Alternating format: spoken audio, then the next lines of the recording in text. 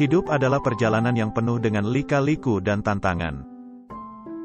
Terkadang, kita merasa bahagia dan senang, tetapi ada juga saat-saat ketika kita merasa tertekan dan frustasi. Namun, satu hal yang pasti adalah bahwa hidup harus terus berjalan, dan tidak peduli seberapa sulitnya, kita harus berjuang dan bertahan. Sebagai makhluk sosial, manusia hidup di dunia yang penuh dengan perbedaan. Ada perbedaan dalam hal budaya, agama, ras, jenis kelamin, dan banyak lagi. Namun, perbedaan tersebut seharusnya tidak menjadi penghalang dalam menjalani hidup. Sebaliknya, kita harus belajar untuk menerima perbedaan tersebut dan belajar untuk saling menghormati satu sama lain. Selain itu, kita juga harus selalu mengembangkan diri dan belajar hal-hal baru.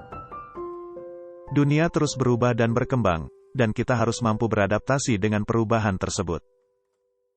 Belajar tidak hanya terbatas pada akademik, tetapi juga pada keterampilan hidup, seperti kepemimpinan, komunikasi, dan empati.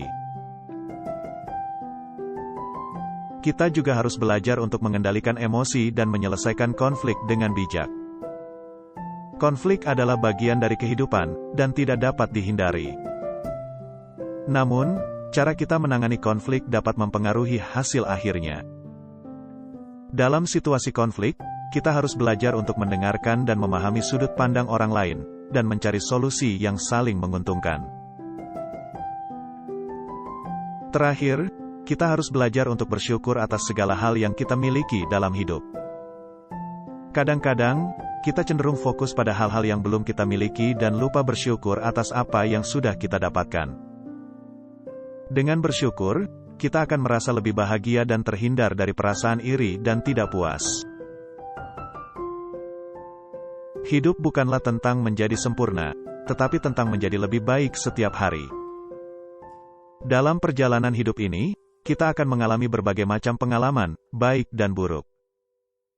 Namun, yang penting adalah bagaimana kita merespons pengalaman tersebut dan belajar dari kesalahan kita. Dengan menerapkan nasihat-nasihat di atas, kita dapat menjadi pribadi yang lebih baik dan menjalani hidup dengan lebih baik pula.